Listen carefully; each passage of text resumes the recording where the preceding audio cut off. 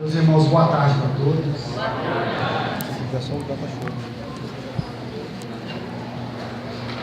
Que os bons espíritos trabalhadores dessa casa possam nos amparar nessa tarde, para que a gente possa sair daqui muito melhores do que entramos, né? Este é o propósito deste trabalho, é o propósito desta casa, e certamente isso vai acontecer, nós vamos sair daqui muito melhores do que aqui entramos.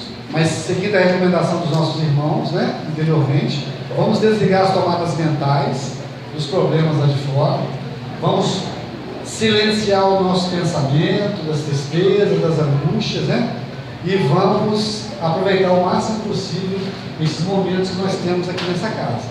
Vamos doar as nossas colaborações, nossa colaboração através das boas vibrações. Tá bom, pessoal? O que nós trouxemos para nós estudarmos essa noite é essa máxima aí que nós vamos encontrar nas mensagens do nosso querido Emmanuel, quando ele comenta sobre o nosso querido Paulo de Tarso, né? E também Francisco de Assis, que atenderam ao chamado de Jesus. E ambos perguntaram: Senhor, o que queres que eu faça? O nosso tempo hoje não vai ser o bastante para falarmos dos dois, então nós vamos falar de um e na próxima ocasião a gente fala do outro, tá bom? Então vamos começar falando do nosso amigo Saulo, que antes de ser Paulo era Saulo, né? Era um membro de uma família judaica, uma família muito ortodoxa. Ele era um comandante, era um doutor da lei, né? E que trabalhava para o seu ministério e recebeu, né, na estrada de Damasco a presença de Jesus, viu Jesus. E se você pegar o livro do Paulo Estevão, você vai ler a trajetória do nosso irmão detalhadamente. Mas o Emmanuel, em uma das mensagens, são várias que ele fala de Paulo, ele fala uma coisa assim bem relevante que a gente precisa pensar. Todas as vezes que a gente fala de Paulo de Tarso, a gente só lembra do acontecido da Damasco. Nós precisamos saber o que aconteceu depois, gente. Depois, né? Porque a vida dele tornou-se muito difícil depois que ele resolveu seguir a Jesus e trabalhar pela divulgação do cristianismo. Ele saiu de uma família rica, poderosa, né? Ele tinha conforto na sua casa, ele era respeitado, ele era um juiz que dava sentenças, que absolvia, que condenava, e de repente, do nada, de hora para outra, assim, de questão de meia hora, a vida dele mudou, mas completamente. O Emmanuel fala, né, de quantas vezes ele passou fome, o Paulo, a partir dali, passou sede, padeceu sobre as pontes, né, passando altas necessidades. Quer dizer, o indivíduo larga a casa dele, a família dele, para seguir Jesus. Nesse estudo nosso, na parte do Paulo, e na parte do Francisco de Assis também não é diferente não, mas principalmente na parte de Paulo, a gente pode tirar assim, vários exemplos dele. Mas a primeira é a coragem que ele teve para abandonar, né, o ministério que ele achava certo até então. Trabalhou, né, de uma forma gigantesca para defender, né, as escrituras e combatia os cristãos. Ele teve que largar isso tudo para trás, ele teve que largar o luxo, né, a riqueza, o poder. Olha a coragem dele. E depois que ele encontrou as dificuldades, a fome, a sede, aí nós precisamos destacar outra coisa: a perseverança, que é para permanecer naquilo que era para ser. Todas as mensagens que os bons espíritos mandam para nós, através da literatura espírita, nós devemos trazer para a nossa vida, gente. Nosso contexto não é para a gente achar só bonito, lindo, maravilhoso, não.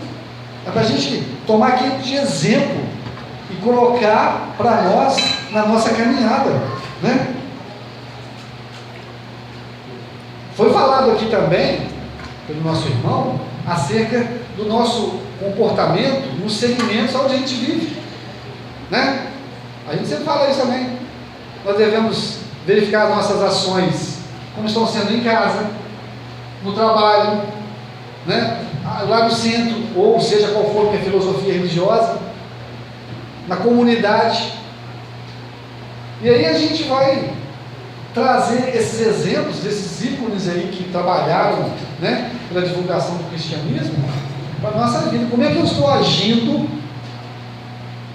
quando aparecem os obstáculos nesses segmentos onde eu vivo? Se fosse Paulo, o que ele faria? O que ele diria? Então vamos dar continuidade aqui no nosso estudo. Saulo teve por incontáveis merecimentos a presença, incontáveis merecimentos, tá, gente? Embora a sua atividade, né, a sua posição diante dos judeus fosse severa, não foi à toa que ele viu Jesus, não, tá, gente? A presença da luz estonteante de Jesus à sua frente na estrada de Damasco. Quando ele pergunta ao mestre: Senhor, o que queres que eu faça? E diante da grandiosa majestade de Jesus, Saulo torna-se cego, para que assim pudesse, na hora oportuna, recuperar novamente a sua visão, mais expandida para o trabalho pelo qual ele iria se dedicar em prol do Evangelho de luz. Bom, muitos obstáculos apareceriam. O primeiro deles era o sustento.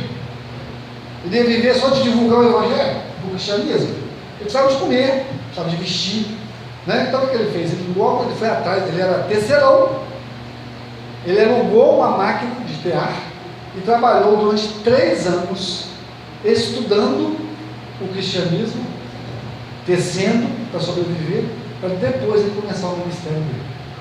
Mas até que as coisas acontecessem, os padecimentos foram gigantescos. O livro é Paulo e Estevão, para quem quiser dar uma lida dele, é excelente esse livro.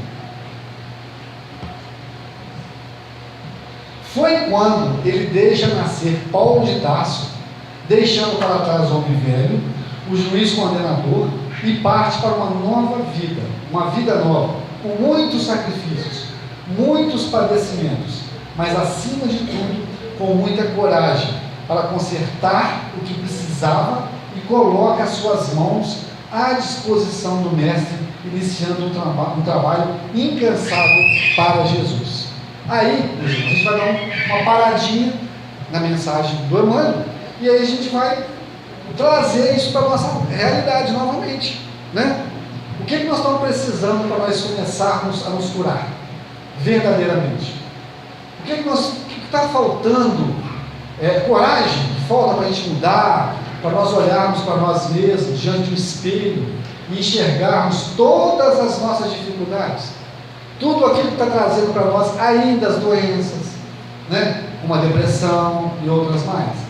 O que está faltando para nós? Será que é a coragem que Saulo teve? Ou só a perseverança, porque muitos já conseguiram dar o primeiro passo, iniciar um trabalho de mudança íntima, que é a reforma íntima, que a gente não tem ouvido muito falar nas tribunas espíritas.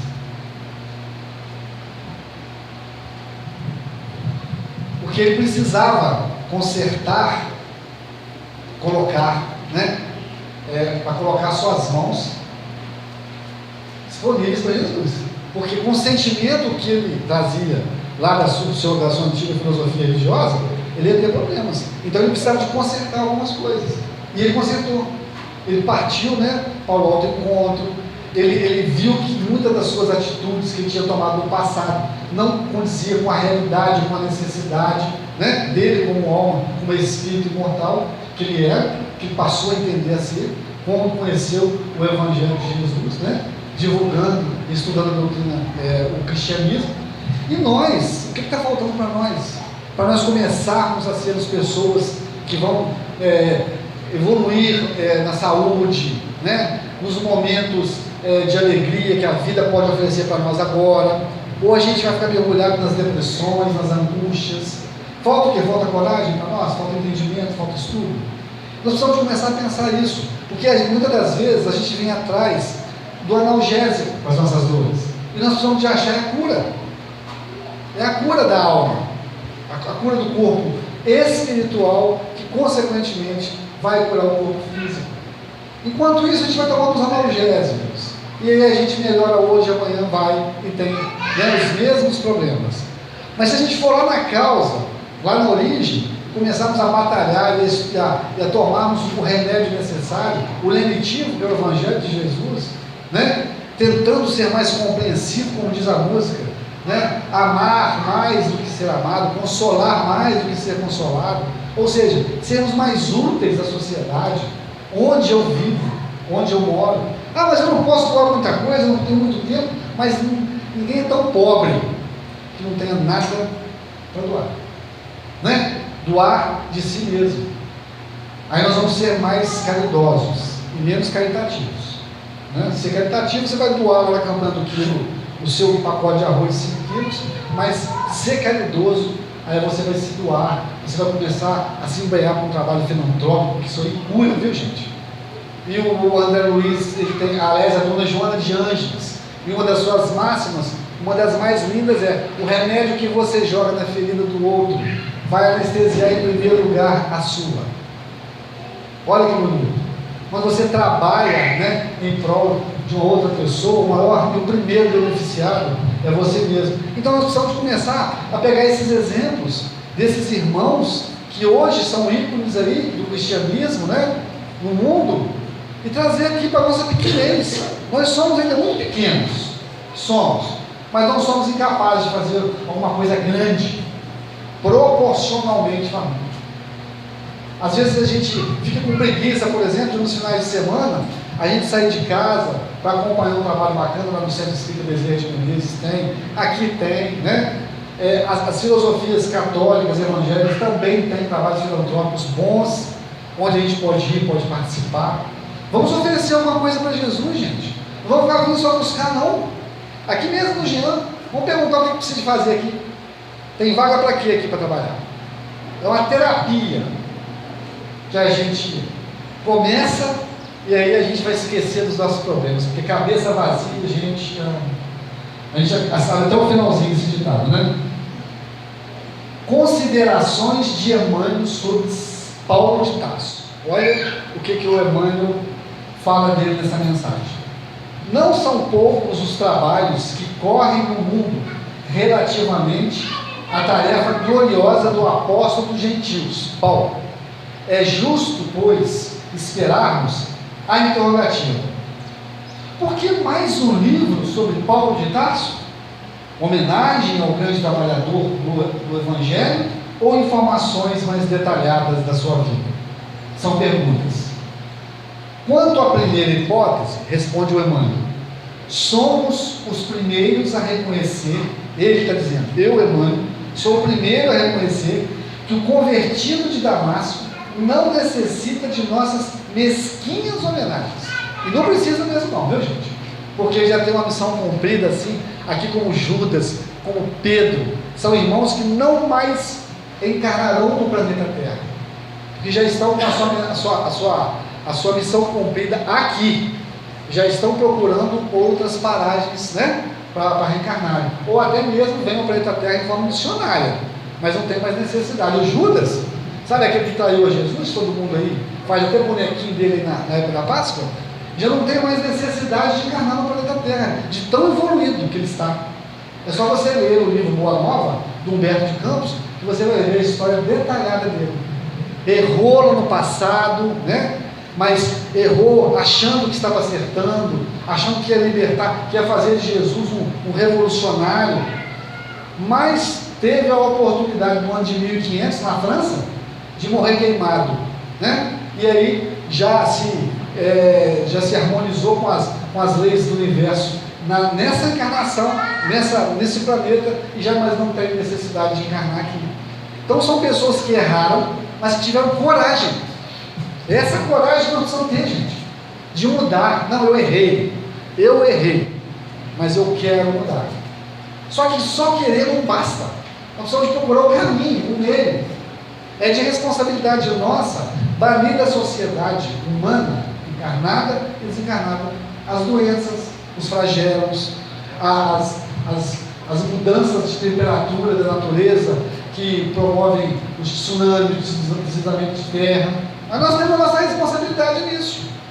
Nós precisamos de ver o que eu posso fazer com essas entidades gloriosas do passado, descobrir uma forma de servir, além de causar efeito, de uma forma edificante. Quando a gente pensa em crescimento espiritual, né, é uma coisa verticalizada, mas ela não acontece se a gente não tiver o apoio da coletividade. Nós não crescemos sozinhos, nós vamos crescer baseado no trabalho que eu faço em favor de alguém, porque senão uma pessoa que mora lá no deserto do Saara cresceria sozinho. Vocês estão entendendo? Essas pessoas, esses irmãos que já conseguiram vencer este mundo, que foi o que Jesus disse no Sermão da Montanha. O Sermão da Montanha nada mais é do que a receita de bolo de Jesus, de como ele conseguiu vencer o mundo. E os irmãos que ouviram essa mensagem e que arregaçaram as mangas, que trabalharam sinceramente para Jesus, não tem mais necessidade de encarnar neste planeta Terra. E nós? Nós vamos ter assim ainda muitas voltas aqui no planeta Terra. Agora provavelmente em algumas futuras voltaremos no mundo de regeneração, onde o planeta está melhor, né? Mas nós precisamos trabalhar para isso, nós precisamos de ajudar. Então olha só, quanto à primeira hipótese, né, somos dos primeiros a reconhecer que o convertido de Damasco não necessita de nossas mesquinhas homenagens. E quanto à segunda pergunta, formações mais atrás da sua vida, transferindo ao papel humano, com os recursos possíveis, essa parte é muito interessante, gente, ó. E quanto à segunda, responderemos afirmativamente para atingir os fins a que nos propomos, transferindo ao papel humano, com os recursos possíveis, alguma coisa das tradições do plano espiritual acerca dos trabalhos confiados ao grande amigo dos gentios. Ou seja, nós não sabemos quase absolutamente nada sobre Paulo de Tarso ainda. Nada. Só que as nossas limitações, só o que a gente pode entender, falando do mundo espiritual para o plano físico. É isso que o irmão está querendo dizer. De acordo com a nossa evolução espiritual, nosso estudo, aumentando o nosso cabedal de conhecimentos, que a gente vai aumentar as nossas condições de saber mais sobre Paulo e esses outros espíritos que nós já conhecemos, que trabalharam no cristianismo, de tão grandes que eles são, tão capazes que eles são.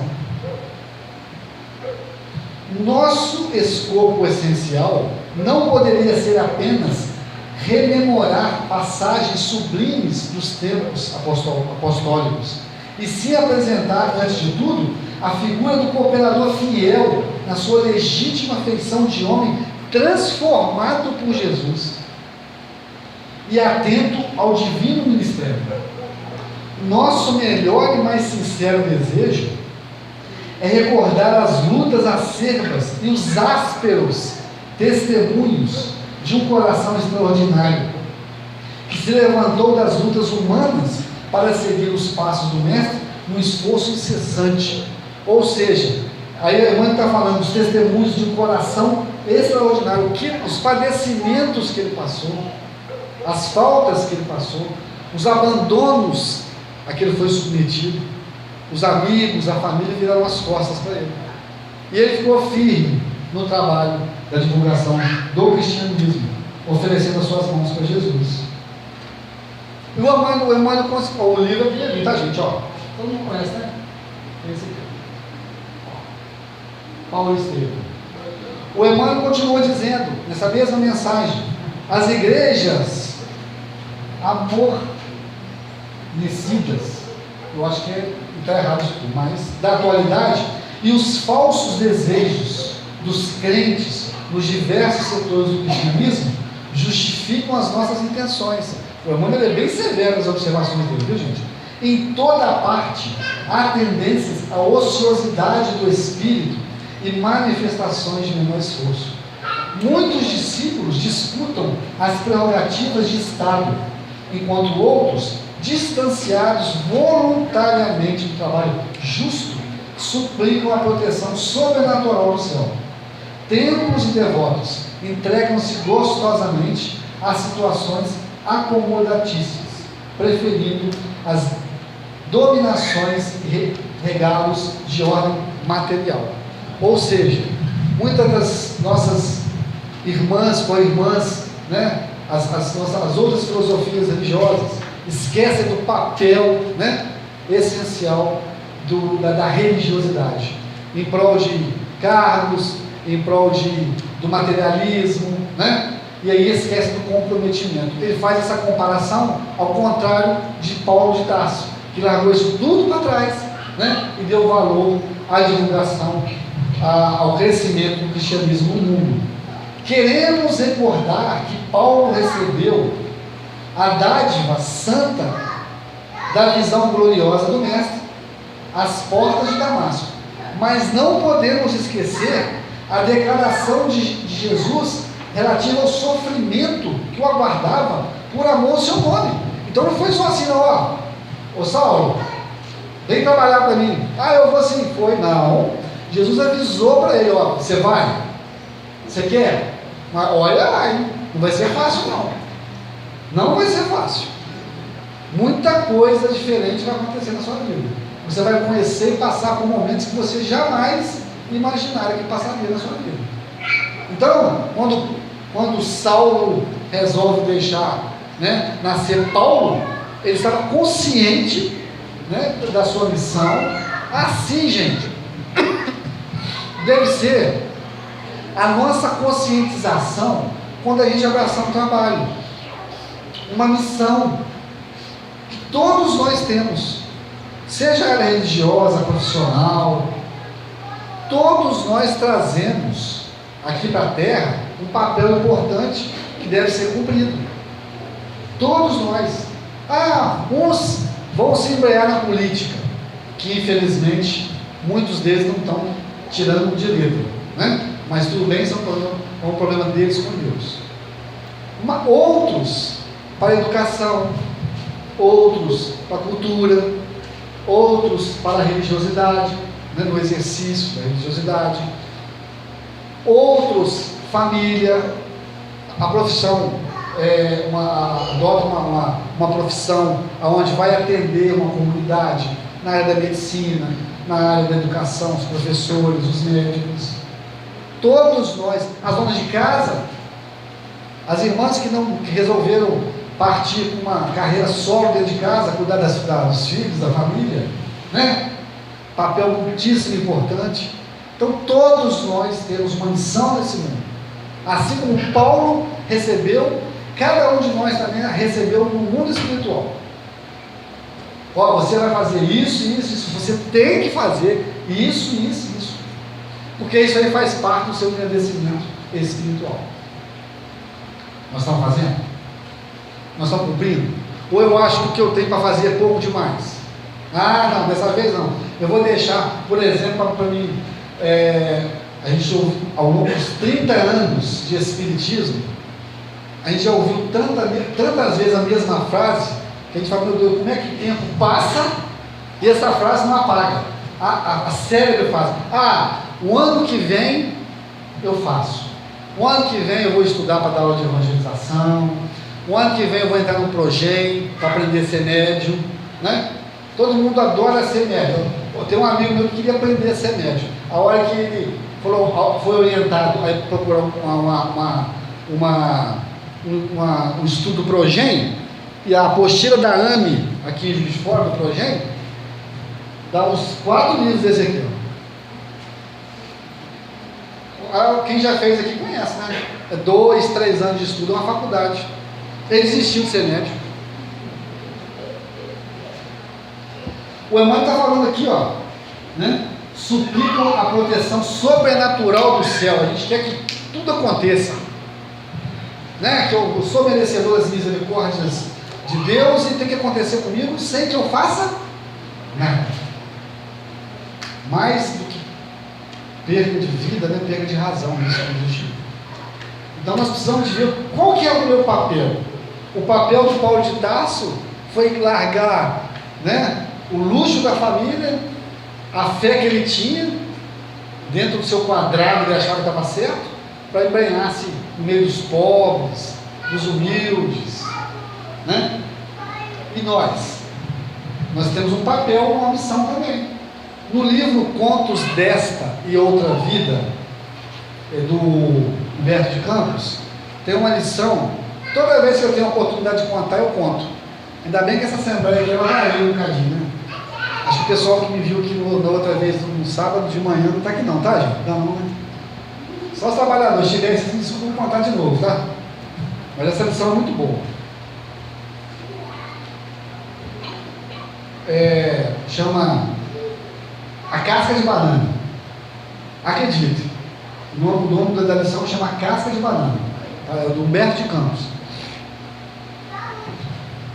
No interior de Minas Gerais, numa família na zona rural, nasceu um indivíduo e ele, já aos 8 anos de idade, ele tinha uma facilidade tremenda de negociar.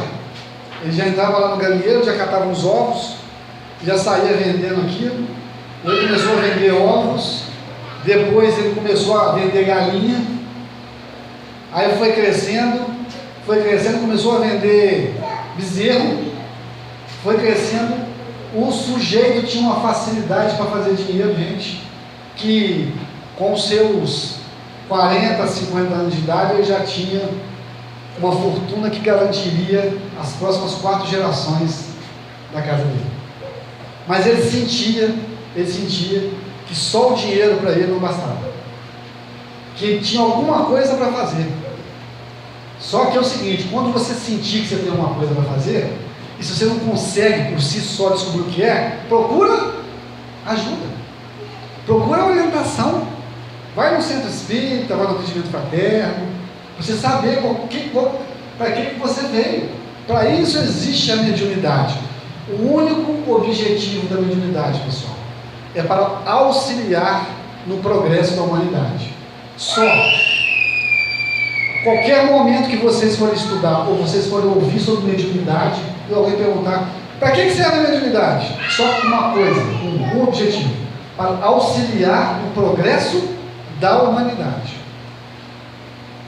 Então, se eu tenho dificuldades nessa área, eu vou procurar alguém que pode me ajudar, e de repente a minha missão pode estar aí, né? Mas o nosso irmão lá, ele não era muito adepto da doutrina espírita, e também ele sentia que tinha alguma coisa, mas também só sentia. O negócio dele era, ó, lembra do Didi, dos Samarões? Pila, bufunfa. E aos 60 anos de idade, o homem já estava milionário.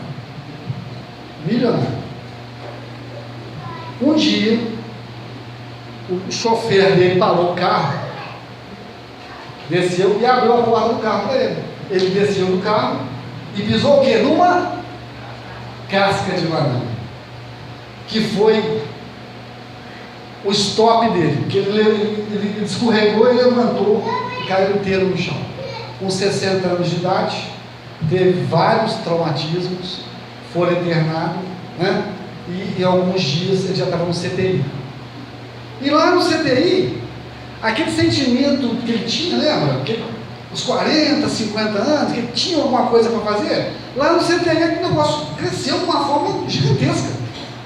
Ele se sentia incomodado, não só pelas dores do corpo, mas por ele estar sabendo, estar convicto de que alguma coisa ele deixou para trás. Alguma coisa ele não fez, porque ele olhava a família toda endinheirada, o pessoal todo vai viver muito bem, meus filhos, meus netos, meus bisnetos, todo mundo vive bem, mas não, ele tinha alguma coisa que ele não fez. E ele começou a perceber nas noites, lá no CTI, a presença de uma pessoa que ele não tinha visto durante o dia, cruzando. Ele começava a olhar para aquela pessoa, e aí um belo dia ele perguntou: quem é você? Aí a pessoa disse: João, sou eu. Ele: eu quem? Ele disse: eu, olha para mim. A hora que ele olha fixamente, ele se lembra do irmão espiritual com o qual ele tinha se comprometido na parte espiritual, que nesta encarnação, que ele ia ter uma facilidade grande de arrumar dinheiro, e que o comprometimento dele era com crianças abandonadas, ele ganharia o dinheiro, mas o dinheiro não ficaria, ele não ia reter o dinheiro, ele ia transformar aquele dinheiro em benfeitoria para as pessoas, principalmente para as crianças abandonadas, as crianças carentes. Ou seja, o grande propósito de todo o contexto dele, materialmente falando, era auxiliar os outros. Porque o dinheiro, gente, é bom, é ótimo, ajuda demais.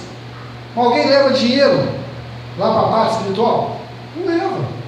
Nós devemos fazer com que o dinheiro ele renda, mas renda frutos, mas frutos benéficos para outras pessoas, para você, para sua família, para quem você não conhece.